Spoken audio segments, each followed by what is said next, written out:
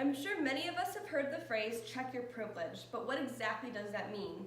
And where do these concepts of privilege, power, and oppression even come from? Many college courses today teach along the lines of social justice, and from there, these concepts leak into the public. Many academics that I respect discuss these issues in length. One might even say that these social justice movements have become ideological. Throughout this speech, we will discuss ideological academics that teach social justice, radical social justice activism, social justice as a replacement for religion, and institutionalization of social justice. Now that I've previewed my main points, let's begin with the first one, academic social justice. According to N. Honeycutt, a majority of social scientists skew left. And if you look at this graph I have on my TV, you can see that conservatives and centrists seem to just kind of remain to decline, whereas between 1990 and 2014, liberals incline in social scientists. Postmodernism is the radical skepticism and denial of objective truth.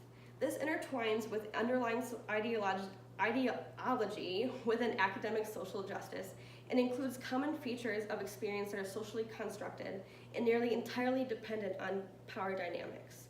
This is described by Joe Kinchlow in his book as critical constructivism. Cultural relativism, on the other hand, involves people believing in that morals are culturally different from place to place. For example, in Saudi Arabia, if one kills an innocent journalist or cuts the hand off of someone stealing, this is considered wrong. This isn't considered wrong, it's just considered different. Many courses push for social justice ideology in some ways. For example, Martin in 2016 described sociology as a problem-focused discipline that can easily slip into activism. Social psychology has a similar tendency because it's based on constructivist remedies, according to Lilienfeld. Ideology has a lot more obvious in fields like whiteness and gender studies. As Madison pointed out in 2017, that gender studies is the most financed field in social sciences, but also the least objective and truthful. And as you can see from this ridiculous pyramid of white supremacy right here, we have stuff such as remaining apolitical and colorblindness and cultural appropriation eventually leads to mass genocide. So yeah, this just goes to show what these disciplines are really interested in. Now that I've discussed the academy, let's move on with the second point, social justice activism. There have been many problems that have occurred on and off campus with respect to social justice activism. For example, nearly 20 speakers have been disinvited to many events at universities due to vigorous protests, not to mention the other numerous attempts of protesting that were unsuccessful. On one specific occasion, major protests broke out on campus at Evergreen State College in 2017 when a white professor, Brett Weinstein, showed up to work on a No Whites Day, a student-organized day of absence. Students were enraged and crowds surrounded the professor while they were yelling and calling the man an alt-right racist, even though Weinstein considered himself a progressive. Let's continue on to the third point, social justice and replacement of religion. Social justice movements seem to have a tendency to replicate, in many situations, replace religion. One way this occurs is how they organize themselves into moral communities.